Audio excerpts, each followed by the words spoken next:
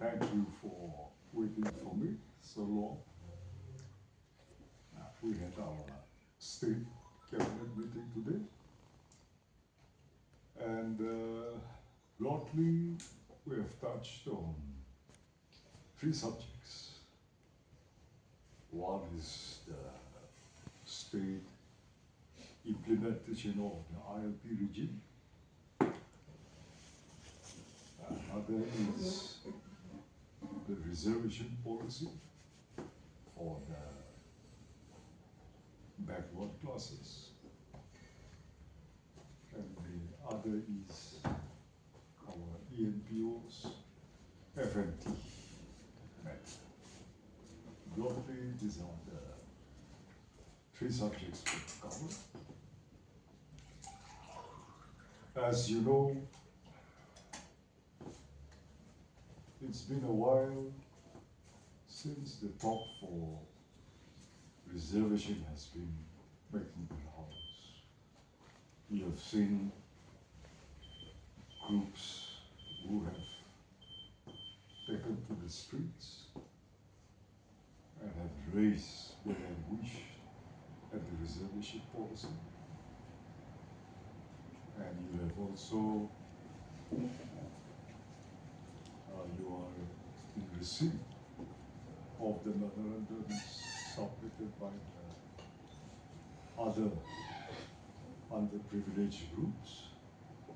It has appeared in yesterday as this local paper.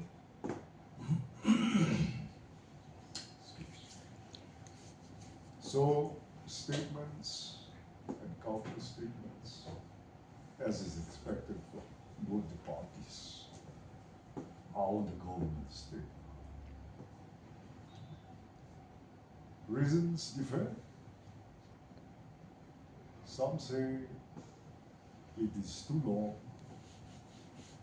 It's been 47, running 48 years after this policy came to being, and that it was time to review and rectify this policy, and if possible to abolish completely and bring about a new system. The other group, their pertinent point and main stand is that in 48 years of reservation also they have not been able to narrow down the disparity and the gap between the advanced and the backward groups. And so it should be continued. So there are conflicting views and opinions here. Anyway, the government stand is neutral. We have to be receptive to all sections of our people. And as we continue living as a state and people together, we are bound to face these types of contradictory views and sometimes conflicting opinions like this also, which is quite natural anyway. But man is not born equivalent anywhere in the world. So governments all over the world, any popular democratically elected government seeks for fairness, for justice, and equality in all their dealings and programs for their citizens.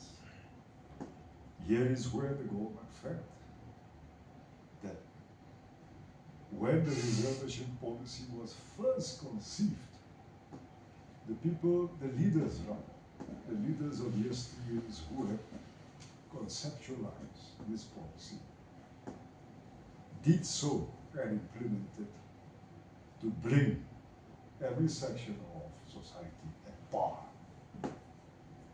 and equality will be carried forward. So the objective of this reservation policy, if it is contested, should be viewed or reviewed from that angle as to whether this policy has achieved its desired goals and objectives. If we talk about length and duration, this country itself,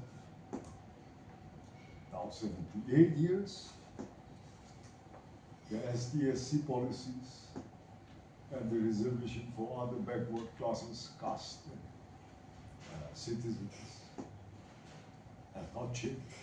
There has been no reviews, no changes also, because there is still a very wide gap. So it continues. In our case, if the duration is to be looked at, it has, in 45 years, 48 years, it has still not achieved its desired objectives. So there are different opinions here, but the duration and the period should not be the basis upon which this reservation policy should continue on. Nevertheless, since there are lacunas here in these reservation policies, certain rectifications have to be made. And in doing so, there are good reasons for the people who have raised the issue of review. There are also good reasons for the other people to try to defend the reservation should continue, because the statistics and figures speaks it out.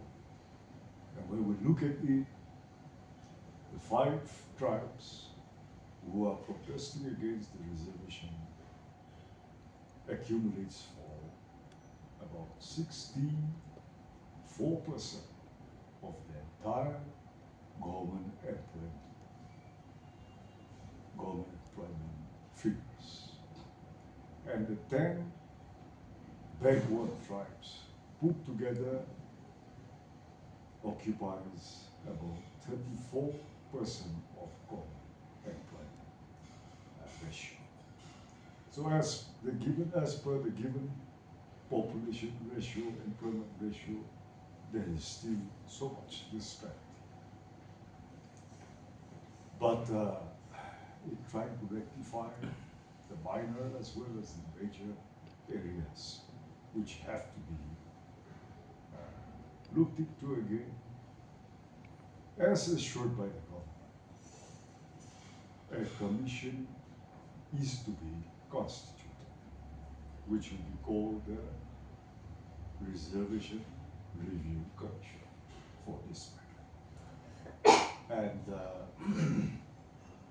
there have been discussion in the last cabinet also, and we have all agreed in principle that there will be a review. So this commission will be constituted as per today's decision of the cabinet. It will be headed by one chairman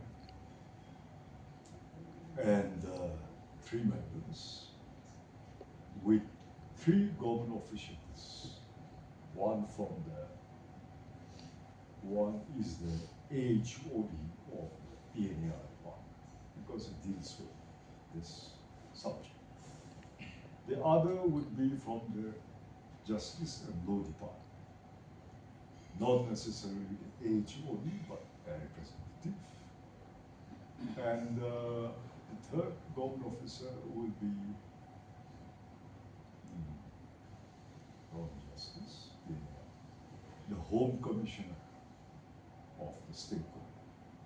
So these 3 will be the officials, and the chairman to spearhead this commission would preferably have to be a very high-ranking former Nagaland government official. the choice is for the highest in status, and that responsibility has been left to our Chief Secretary and the officials who will examine the panel of names or the probable candidates to occupy this, and in consultation with our Chief Minister, they will finalize the name. The three other members would comprise of one from the Eastern Nagaland People Organization, ENPO block, one would be from the CNPC, Central Nagaland block, and one would be from Kenye Union, Nagaland block. So they will also not pick up on random, but they should be people who are experienced, who have served in high places in the state government, the central government, and they should have enough experience. And the intention is not to let the three government officials be indigenous. We would prefer, the government would prefer a non-indigenous person and in serving a high-ranking government official from the tree. But that is where we are. We also outline and approve the terms of reference which the Commission will be adhering to. And all other matters concerning suggestions by way of trying to rectify the governing rules of the reservation policy will be put forward and submitted to the Commission once it is installed. But this Commission is given a period of 6 months, effectively, from the day that they are appointed, subject to, of course, extension if the need arises. It can be. But that is how the Commission will continue to execute its duties, and they will submit their reports at the earliest possible date, and it will be taken up again by the Cabinet for consideration, review, whatever. And as far as the implementation is concerned, you know, the nation is heading for a census, also a caste census, with all other aspects of the Indian citizens' lives, from educational status to socio-economic status, to everything that deals with our day-to-day lives, which is a tremendous exercise, I must say. It will be one of a kind, and I think this is only the 6th time that the nation is conducted since British India. That's prior to independence. So basing on this census, so many things will be decided in so many aspects of governance and people's life, our destination and what will await us. So we as a state of the Indian Union will have to work in tandem with the central policy. So most probably, after the findings of the Commission also, we will take some time to observe the progress of the census of the country, and we would like to coincide our changes as per the census of the country, alongside with it. But that's one part of the reservation issue today. And other is our inner line permit implementation. It is a statewide exercise, but because of the influx and looming threat more from our western borders, bordering Assam, the state as a whole, the people, the administration, and our CSOs are all focused on the western side of our state, with particular reference to the Mapu district, Chumukidiba, and Gili. So everyone is on the vigil, and we're glad that at least on this important issue concerning our lives, our people and the government is in sync and working hand in glove to assist, complementing, supplementing, as being supportive in implementing this issue. So I must say, it's made a very big headway. We're very satisfied with the results. On a very short-term basis, the results that we are witnessing is highly appreciated, and inputs from the Home Department, especially to the Cabinet, is very impressive. So there are areas where we will have to slowly cut. I must say that it's making huge strides, and it is a success. The third point of the subject is the FFTA. You have been hearing this for quite some time now, many years now, in fact. We are inching towards a final agreement, settlement. After all these years of it being wrapped under so much confidentiality, and only a certain very high privileged classes were having access to what was transpired behind the screen, today government is in a position to share our people, not the final status still, but whatever points are important for our state and our people. You have to appreciate the fact that the state as such was not a party to the Govt in the beginning. So this started in 2010. So for about 13 years, yeah, 13 years, we were in the dark. It was only a bilateral talk between the Govt of India and the ENPO. MHA comes straight to Mount Wengsan. They go back straight to Delhi. ENPO goes straight to Delhi. So the state was always sidelined. So all of us were equally curious and concerned to know what was the status of the talk. But you know, only last year, I think I've shared with you that this would become a tripartite talk. So after it being, tripartite, trilateral, then only we're getting to get to know a little of what had happened in the more than 1 decade discussion and talks, and we are able to put in our suggestion, observations also.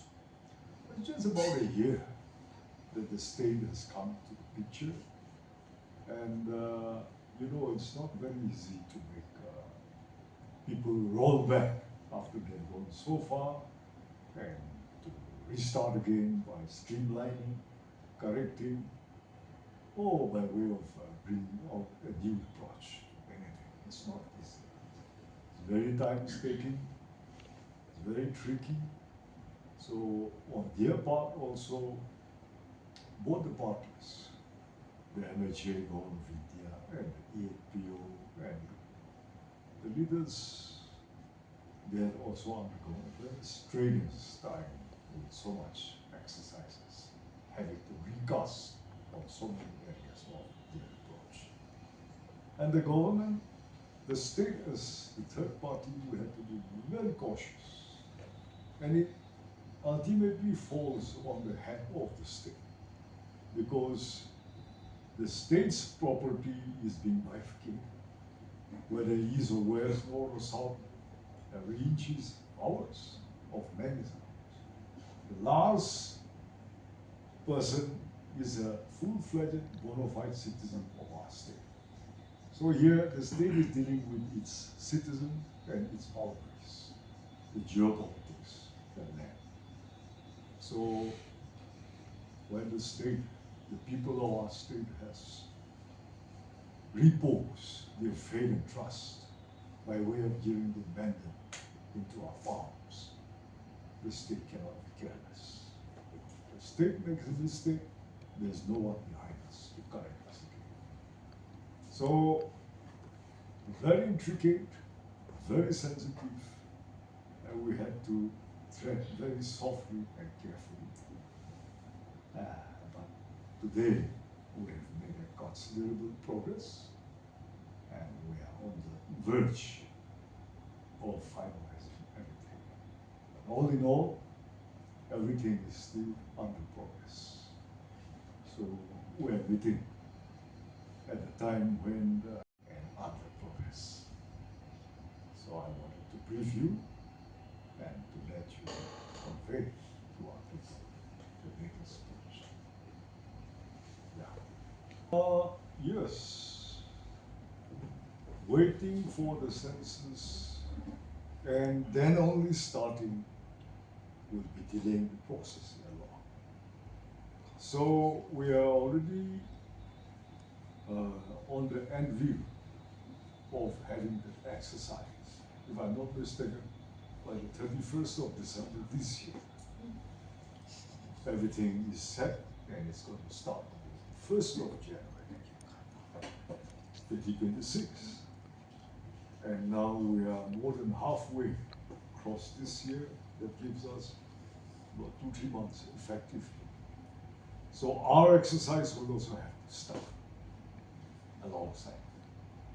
So it will start in the beginning. Sure, is there 6 months we have given them, which is extended if they so desire. About the tribes being given the one each from the CNTC, then NTC and ENPO and the Tenimi Union, they will be selecting by themselves, or how is it going to be? Government does not want to meddle into the affairs of our people to that extent. It would seem very dictatorial.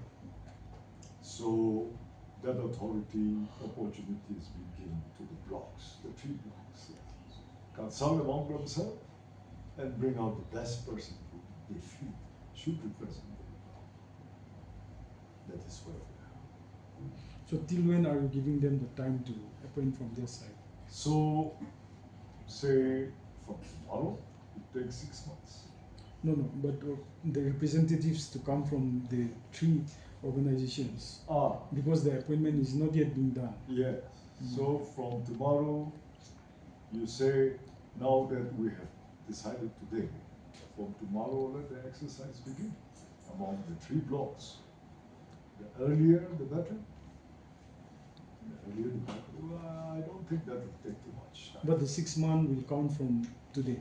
From the day, I'm sorry, from the day that the order of the Constitution is made. The order.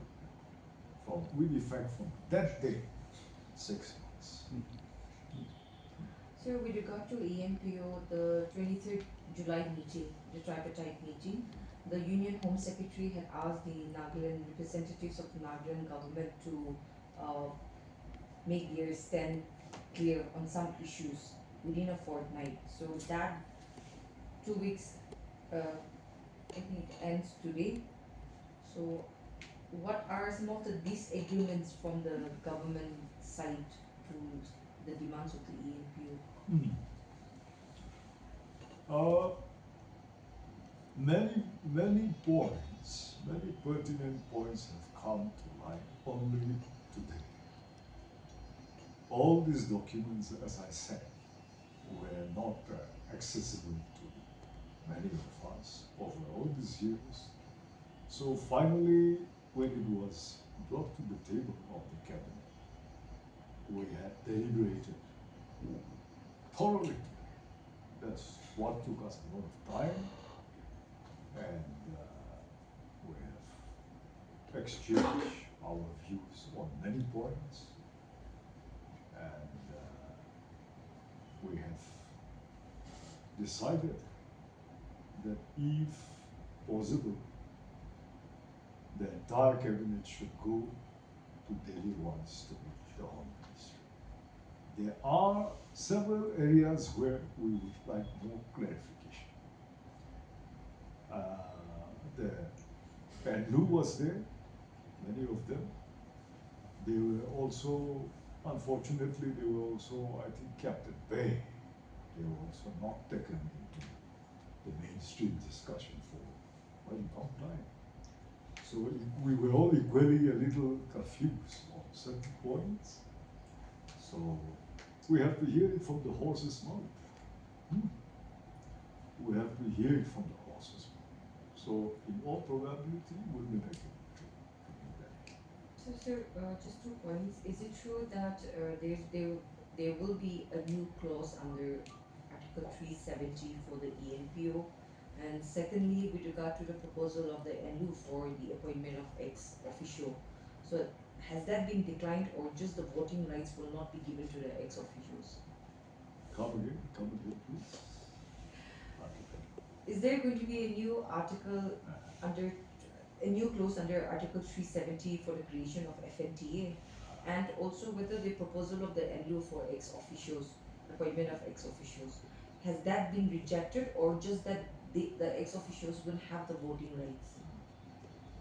Yeah, that was a major cause of concern. That point dealing with a new article. So, whereas all the while we have been made to understand, you're going on record also, and that it will be under, whatever entity is worked out, it will be under Article 371A. So that is meaning to say there will be no bifurcation of the state. There will be a component within the 371A state. But today, one corner of our deliberation more or less started implying that there would be a new article, and it's supposed to have been a solution made by people at the center. So that is one reason why we want to hear it from the horse's mouth. Because voting rights, ex-officials, 40-something members of the regional council, the sitting present 20 legislators, all the government members, and so many other things, all other things rather, will depend on the status of the new entity, the FNT.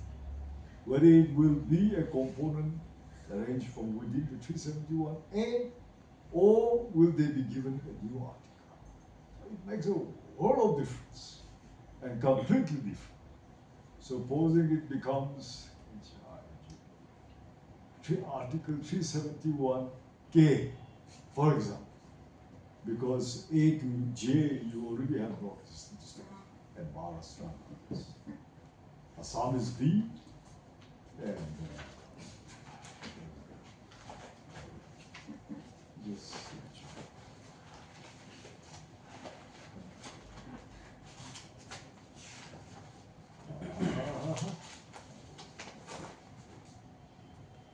Manipur, Assam is B, Manipur is C, Mizoram is D, Sikkim is E, and so on and so forth.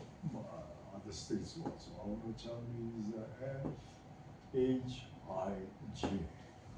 Now, if they say that this new entity will be Article 371K, that would mean that something out of 371A is born. And it's no more a part of A.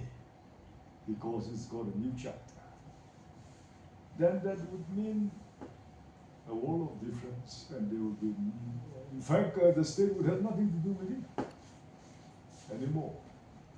So, before we proceed further, I think there are certain areas like that which we have to accept. And ENPO never meant that they would go out of A and do, or nobody ever said that.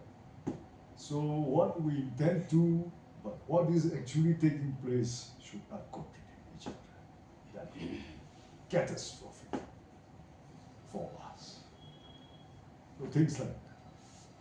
So my last two questions. So I suppose what we could understand is that the state government is not agreeable to this very particular proposal put forward by the center. That's one. And the second question is, I always keep asking, is the state government agreeing to the financial, apart from the legislative and executive, is the state government agreeable to the demand of the ENPO for financial autonomy? Others are minor, whether it be judiciary, finance, administration, legislation. Others are all major. The state has no objection. What the state and the people are concerned is whether we are going to be bifurcated by way of giving them a new article, whether 371A is going to be again under scrutiny of the parliament, which we have a lot of apprehensions, our people, and would not like to let it go to the floor of the House. So, Article 371B, like Assam, they already have two autonomous councils, Karbi and Bodoland. B has never been bifurcated. Neither a new article has been born out of it also, and it remains intact. Whereas the components have been fitted within it. Why can't we have something like that? This is just to clear out now. So the things are all negotiable is within us own hammering. So it's not a problem. Okay? Sir, why do you think that the state is not being included in the talks in the first place? Do you think this is a tactics by the center to create division between the parties? You have every right to be apprehensive of that. And I must say that there was a huge suspicion of the center's intention all the while. Only after last year they included the state as a third party. Now those doubts are receding. Otherwise, center's intention and motive was questionable. So today I would allay the fears of our people and reassure our people. If this area of where we want to clarify is made known to us, that it would be only a component within 371A, and we will work out the other details from within this, then their motive and the intention is positive. It's not like that's how it's suspect. So is it questionable now, since it was the center who had proposed for the creation of a new article? Also keeping in view of the ongoing Naga political issue. See, as far as we know, I don't think the center also had such a motive. We have not had access to the blueprint and the documents, but we do hear time to time. At no point of time did the center also indicate such an intention, nor our ENPO also ever thought that such a thing was possible. They didn't even think of it. But this is something which just propped up today in the discussion, and it appears to be a suggestion made or some idea being mooted by, but it is center oriented. So we'll just discuss more on it and to make sure so that we will be confident when we take every step in trying to resolve this issue. So when are you likely to means the cabinet, entire cabinet, when is it likely to go to Delhi and meet the LHA in this matter? The earlier, the better. But, you know, responsibilities, somebody has to be discharged before. Entire cabinet moving is not a joke, so we'll have to see. But at the earliest possible. Maybe right after our Independence Day program, when everyone goes and come back to station, we can discuss. So regarding the ILP issue, so because now, as you have already said, that the CSOs and the villages, student bodies are also cooperating with the government, and they themselves are checking the ILPs now for in many areas. But the main concern here is they have caught so many without proper ILP, without proper documents already settling here, and they have even kept them on hold. So what is the government going to do with them? Those who have been caught without ILP, and the students are saying that they will hand it over to the administration. What kind of steps are we going to take on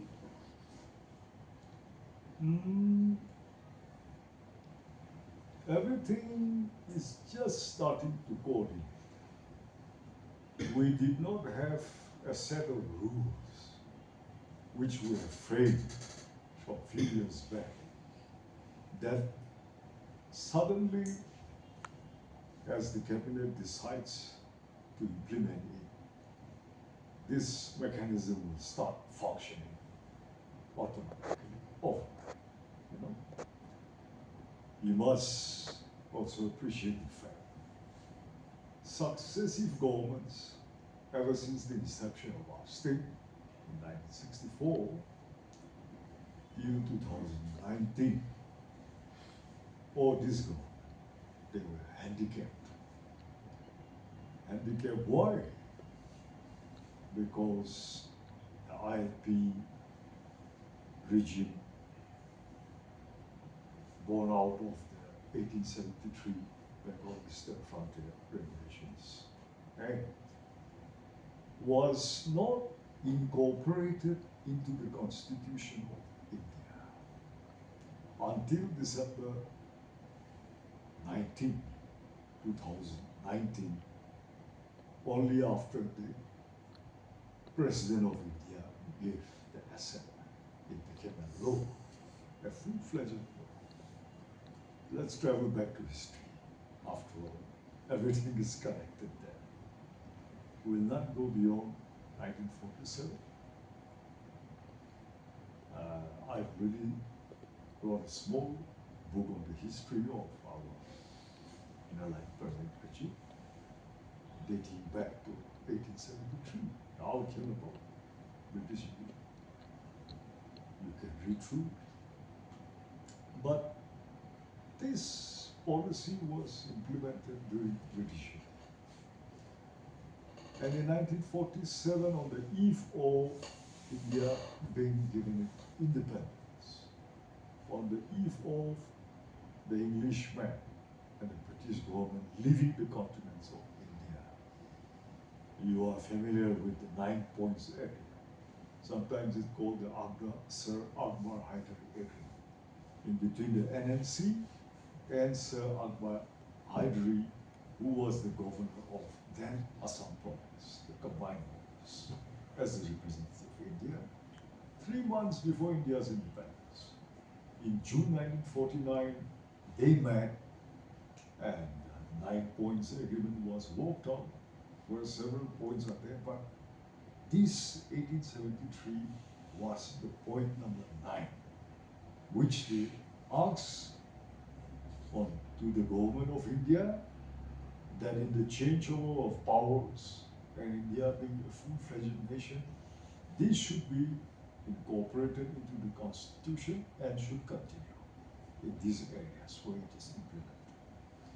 Unfortunately, after 3 years, when the new Constitution of India was drafted in 1950 by the Constituent Assembly, it never found a place in the new Constitution. It was removed. So, and it existed only as an ordinance, an executive law, an executive order. So again, in 1960, when the Naga People's Convention went for the 16 points agreement, which gave birth to our state, in point number 16, the same 1873 Bengal Eastern Frontier ILP was mentioned as one of the demands. But in December 1962, when Jawaharlal Nehru, the then Prime Minister, brought into the Parliament for enactment of the 16 points, only 4 points were there. And this was not incorporated. It still remained as a ordinance. So there's a huge difference between an enacted law by the Parliament, which is full-fledged law, and an ordinance which is a presidential decree issued by a government, which can be removed overnight. So the state government was handicapped in implementing. And every now and then, government of the days in the center used to give directives to the state government. Do this, don't do this. Cover the mapu, don't cover the mapu. All these sort of things. So under such kind of directives, the successive governments could not really implement it with full speed and determination. But in the last 9th amendment of the Principal Citizenship Act, on December 11th in the Lok Sabha, 12th in the Rajya Sabha, the Parliament enacted and inserted a new section called Section 6B, wherein 4 clauses were there, and this inline permit, Bengal Eastern Frontier 1873 figured as per the Home Minister's assurance to our delegation. It was really there. So it was enacted, and now it is incorporated into the Principal Citizenship Act of India. It is a full-fledged law. Immediately, Government of Manipur implemented 2020, January, in 1 month's time. They could realize 1 crore rupees from ILP fees. It all depends on the state government's determination. So in our case, it took some time to roll out a policy and a mechanism. And lately, the Home Department and our Police Department, administrative officers and their subordinate colleagues are all struggling to put things together to make it function smoothly. And so, to start with, we have Cabinet Subcommittee on the inline permit regulation. We have said 2-3 times, and to start with, we have categorized, put different people under different categories with which the government administration and district executive forces should start implementing. You are seeing it now. So instead of nothing like before, after having removed all checkposts also, so much thoroughfare was there, but now slowly but surely things are being put in place, and with the added assistance and support, participation of our civil societies and the general public, I think we are making a very big headway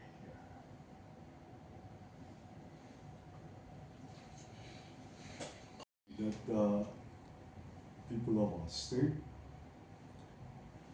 let us not take law into our hands, and let us not be vindictive, let us not be too strict and stringent, and know how to implement this law, use it in a reasonable way. The consciousness has dawned on our people, which is itself a very big success, and we have identified that unless we use these provisions, our land and our people will not be protected. So it is our request that not everybody should start masquerading as law enforcement agents, but look to the right authority and only continue to assist. Assist means not the executors, to assist in every way. So we will work, your suggestions are still welcome.